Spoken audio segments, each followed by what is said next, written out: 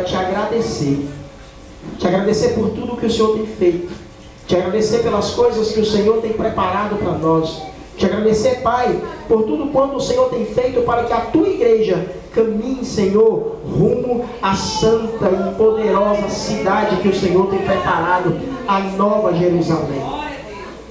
Com isso, eu te peço que nessa noite você possa refletir, trazer uma reflexão sobre sua mente agora a respeito da tua adoração, a respeito da tua servidão.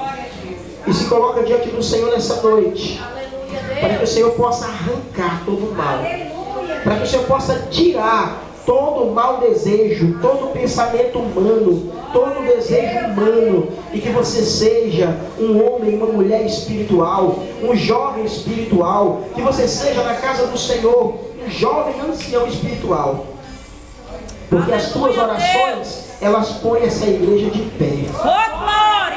A tua oração, ela ergue dentro da igreja um anjo para combater todo o mal.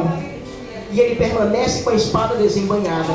Porque quando o crente ora, o Senhor escuta. E quando o Senhor escuta, ele entra com providência. E quando ele entra com providência, há prosperidade na vida do crente. Glórias a ti, Deus. Por isso, Pai, em nome santo do Senhor Jesus, vem ser conosco, Senhor, nessa noite.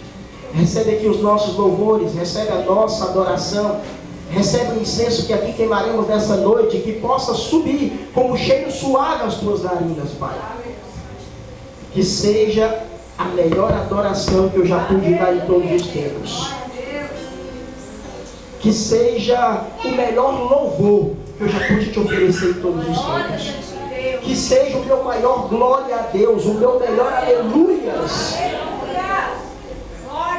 Porque o meu coração entende que tu és Senhor. O meu coração entende que tu és Senhor, me colocando na condição de servo.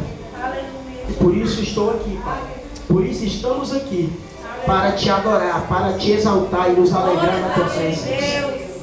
Por isso, erga sua mão para o alto, as duas mãos para o alto, e diga assim: Senhor meu Deus, recebe nessa noite a minha oferta, porque busquei ser a melhor oferta para te oferecer em todos os tempos.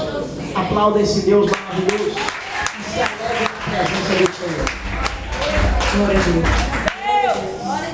Aleluia, Deus. Quantos estão felizes de estar na casa do Senhor? Aleluia, glória a Deus. Glórias a ti, Deus. Aleluia.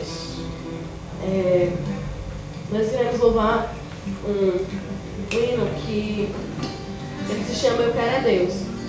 E esse desejo é o que nós temos no nosso coração. Glória a Deus.